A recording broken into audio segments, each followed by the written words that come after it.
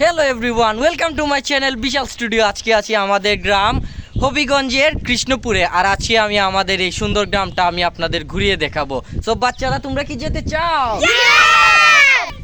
So guys, এরাই ছিল আমার আসলে গ্রাম ঘোরার সাথী, আর ওদেরকে নিয়ে আমি আজকে এই গ্রামটা আপনাদের ঘুরিয়ে দেখাবো। এটা ছিল আমাদের গ্রামের বধ্যভূমি, আর বধ্যভূমি একটি পার্ট, গুরুত্বপূর্ণ পার্ট আমাদের এই গ্রামের। সো বধ্যভূমি থেকেই শুরু করলাম, আর গ্রামের প্রতিটি ধান ক্ষেত নদী সব কিছুই আমি আপনাদের দেখাবো। এখন আমরা চলে এসেছি বাজারে, আমাদের গ্রামের বাজারে, আর এই গ্রামের বাজারটা আমি আপনাদের ঘুরিয়ে দেখাবো। আর বাজার থেকে সরাসরি দেখা যায় যে নদীর পাড়, এটা সত্যি খুব মনোমুগ্ধকর একটা গ্রাম। এটা ছিল বাজারের শেষ মাথা, আর এখানে একটি পুকুর আছে, পুকুরে অনেকেই বসে তাদের অবসর সময় ক্লান্ত দূর করে।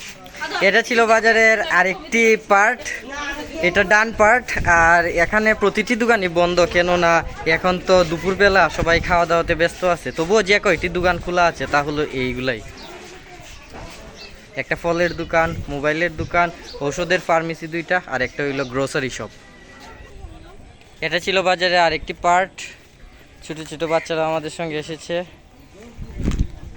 এই যে। আসলে গ্রামের বাজার তো এরকমই দেখতে।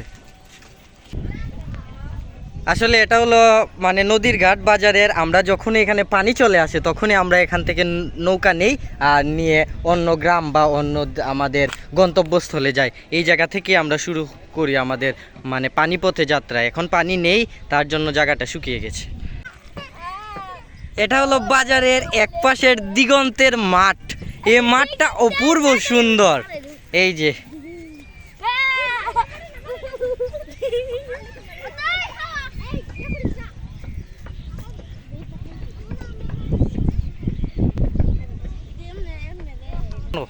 এখানে আছে একটা ছাগল, আমি ছাগলকে অনেক ভালোবাসি।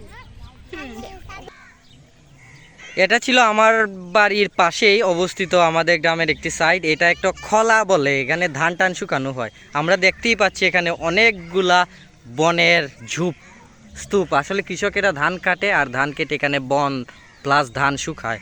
আর এই যে আমার বাড়ি, আমার বাড়িতে আজকে অনুষ্ঠান। এখন আমি আমাদের বাড়িই চলে যাব। হ্যালো গাইস, আমার নাম হচ্ছে রশন রায়, আমার বাবার নাম লিটন রায়।